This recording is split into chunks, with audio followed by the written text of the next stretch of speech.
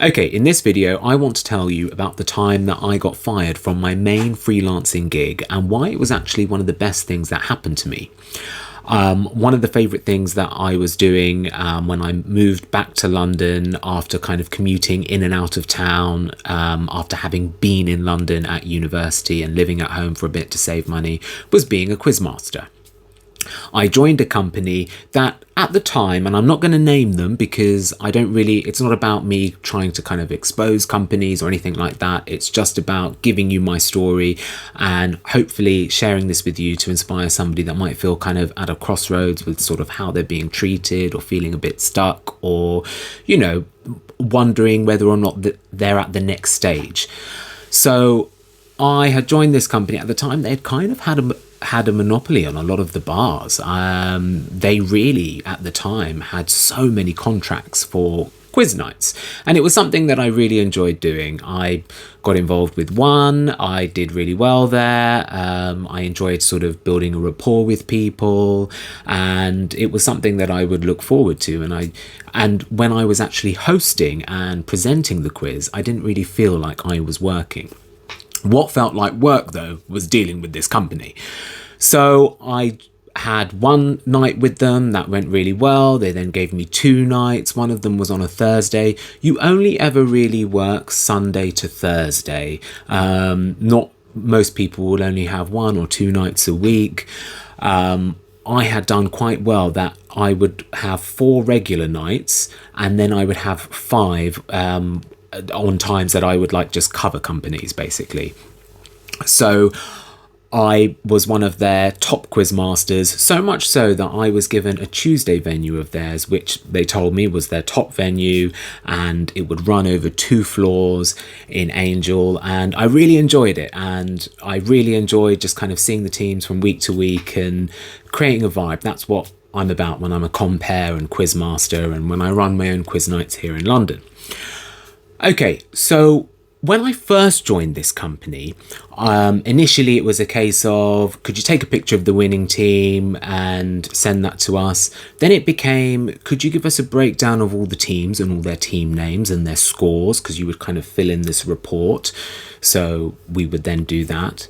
Then it became, could you do a little report on the teams? Which to some extent I understood. What they meant was, how many teams were returning, how many teams were new teams, how had they found out about it. It was a way for them to kind of get an indication for their social media, how that's doing. Then they said, can you write us a blog post? And I used to hate doing that because nobody would read these blog posts because it would only ever go on their platform website and on their social media. And it had very limited outreach. And it just felt like something that they could ask us because it was just something that they could get their in-house staff to do on their end and just pass that on to us. And something else that we had to do was we were expected to print the quiz sheets. Now, bearing in mind, they had a lot of the quiz venues and quiz nights for inner London. They did a decent quiz, to be fair, and they still do probably. But we were expected to print them off. Now, I knew for a fact that there were many other quiz masters who were secretly, asking the venues to print off the quiz for them. And what I would do is I would ask them to print it off for me, often in advance. This was something that we weren't supposed to do because the company wanted to be seen to be providing that themselves.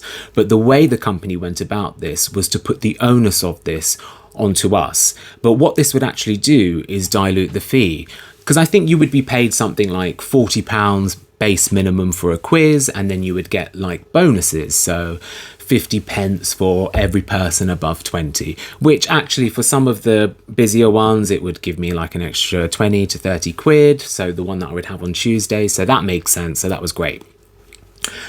But yeah, so we were expected to go to some kind of printer and then you pay 5-10p a sheet. I mean, ink is not cheap, and it wasn't cheap back then either. And sometimes they'd ask, if you can do color sheets, that would be great. They expected most people to kind of have a big sort of inkjet printer at home, and I just obviously wouldn't have that, and many of their quiz masters don't have that because a lot of them are like performers. They live in inner London, they live in house share, so nobody's going to put like a printer in their room. So I was doing that, and then I basically got found out that I was secretly sending the quizzes to be printed. I then actually tried to have a conversation with them about this, and they then refused. And the owner was like, what I'll do is I'll make an offer for you to have like a big sort of inkjet printer in your room. And I was like, I can't fit it in. Like, I lived in a tiny box in Shoreditch, and it was just, literally all I could afford was like a bed and a cupboard, and, you know, rents in London are just absolutely crazy. And it was surprising because most of the quiz venues all of the quiz venues were more than happy to print, so long as you didn't send it to them just before the quiz when it's busy in the evening, that it would be emailed to them beforehand. So when they open up at 12, when it's quiet, they could just print it for you, have all the sheets there, and voila. And that would work out really well for us because a lot of the times we're coming from other jobs and things like that.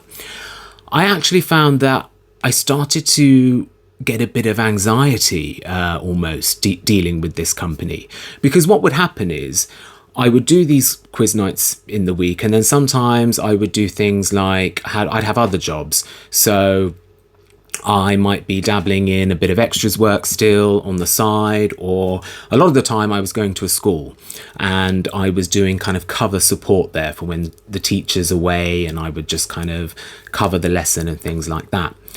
And there were times when I would get a text message, an email, and a missed phone call on my break asking me to call the office. And I think, oh my God, what do they want to talk about? What is it?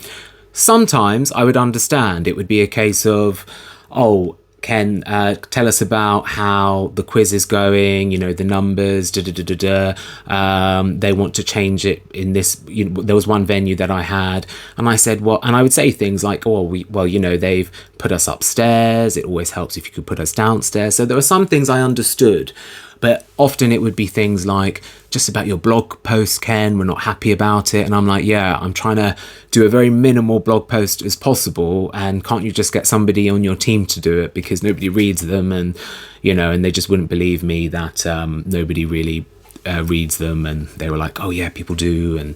But also I tried to sort of explain, you know, that there's an onus on us having to do it, and we're freelancers.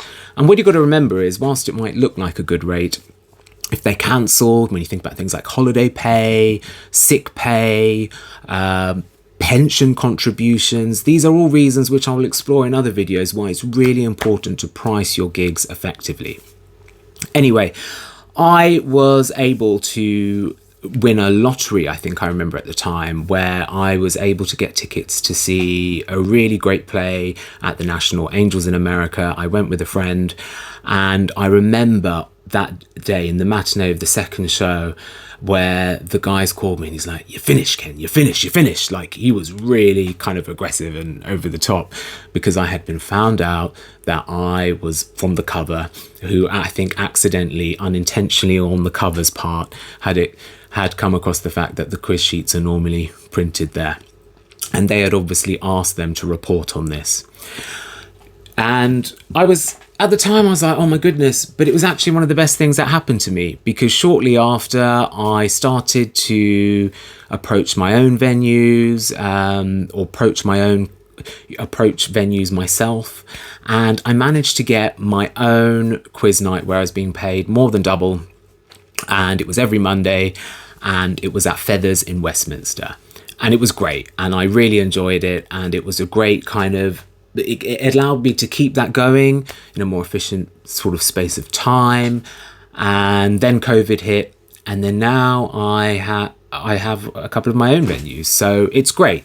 So these things happen for a reason, and it taught me a lesson, and now I look back on it and I think, thank goodness. And I hope if anybody's going through anything similar, they will look back on an experience they've had and just be like, okay, this is why that's happened, and that's okay.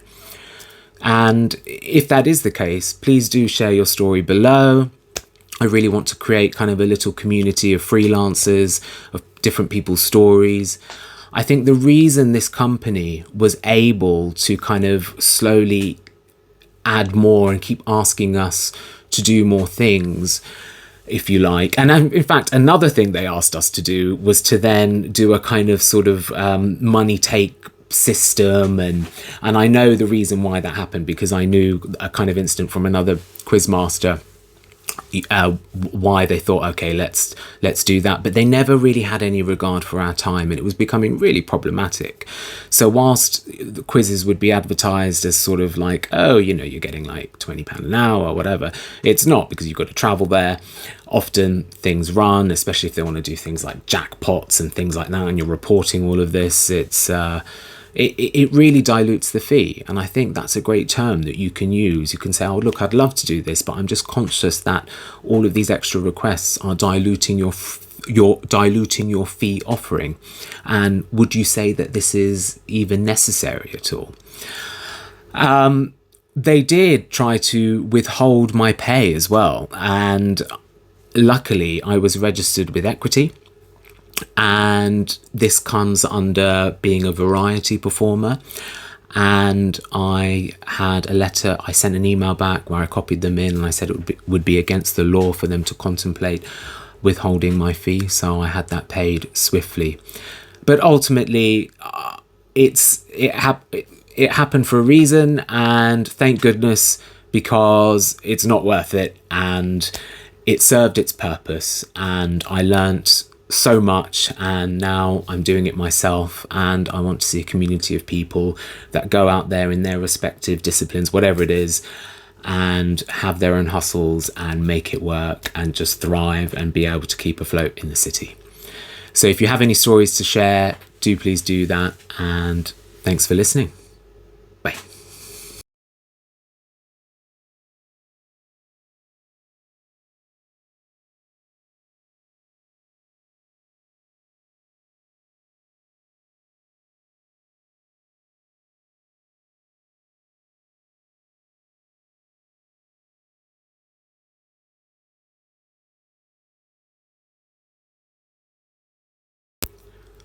One more thing I'm going to add on this story on the end, I know.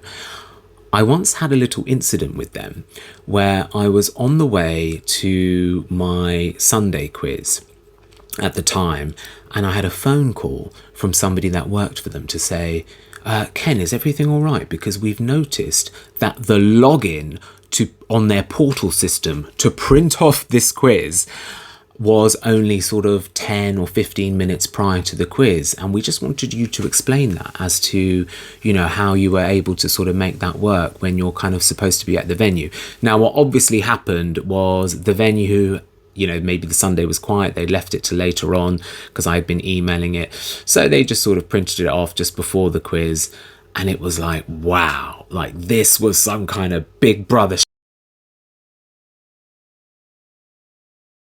So, yeah, good riddance. That's what I say. And there we go. Bye.